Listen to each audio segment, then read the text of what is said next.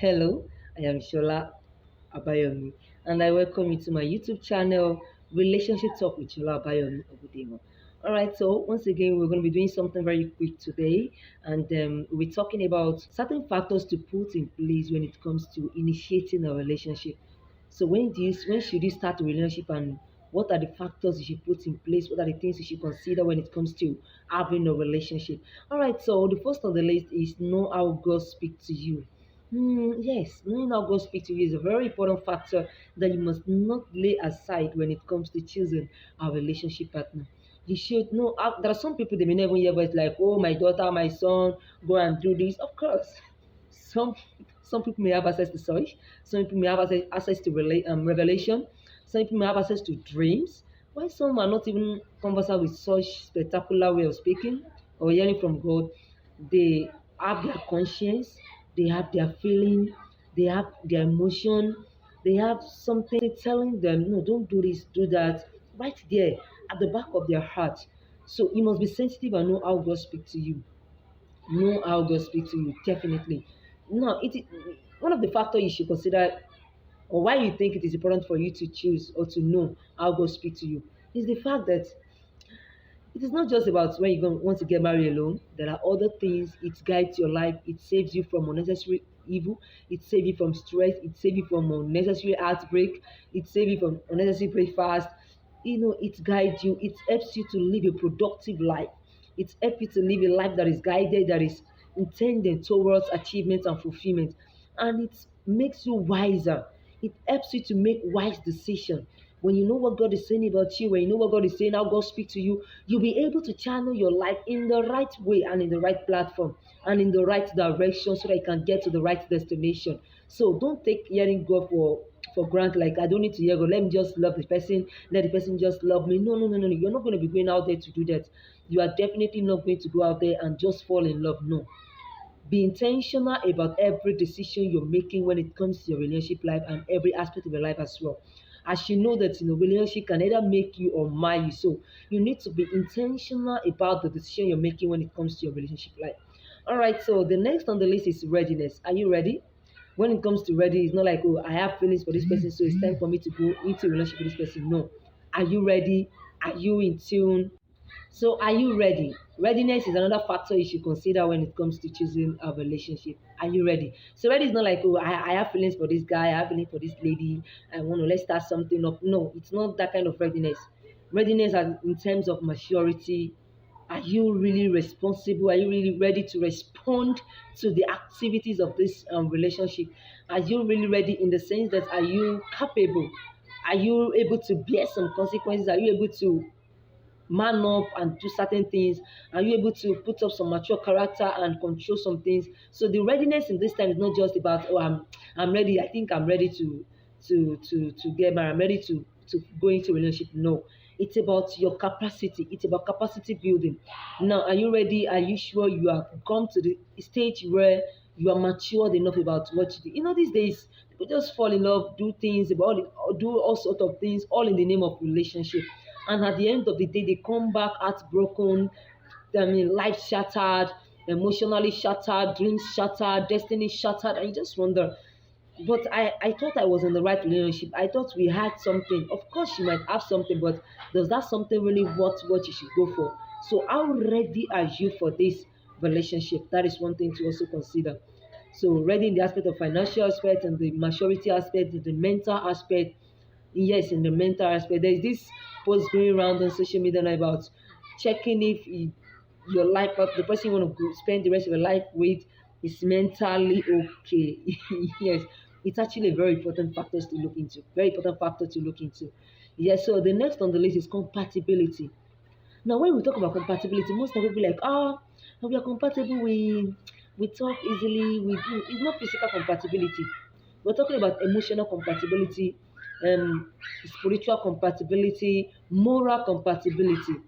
You see most times be like, oh, I want to go in a relationship with this person and I want to remain, I don't want to go into sex, I want to do the will of God, I want to have a relationship that is God of sex. But the person in your relationship is be like, oh, come on, we are under grace, let us do this thing and we are done and dusted.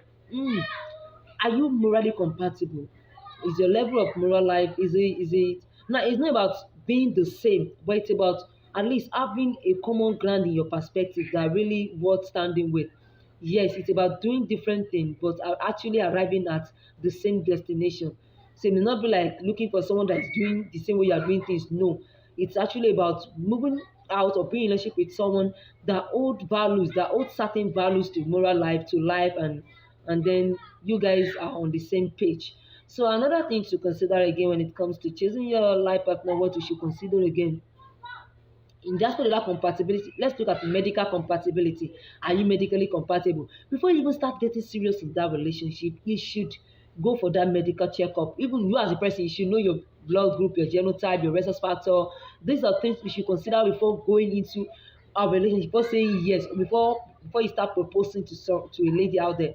So yes, go and find out, are you, what are your own medical history and what are your medical status. So by the time you meet that person, you now start considering, okay, AS, what about you? What's your this?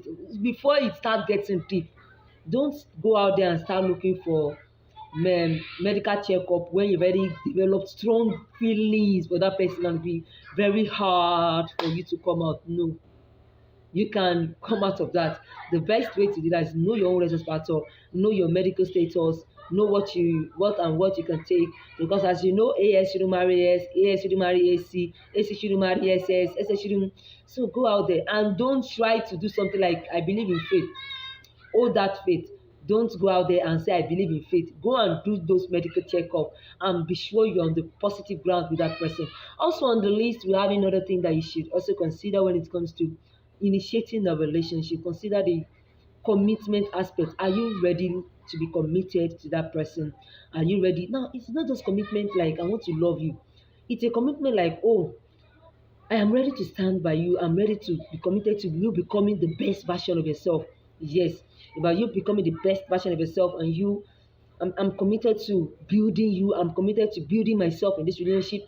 I'm committed to building our dream. I'm committed to building a lot of things together. So, what are you committed to? And that commitment means I'm committed to checking in on you, checking up on you, and doing every other things that I need to do to ensure that, oh, yes, we value each other in this relationship. Are you committed?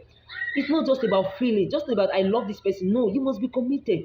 Love is a commitment. Love is a choice.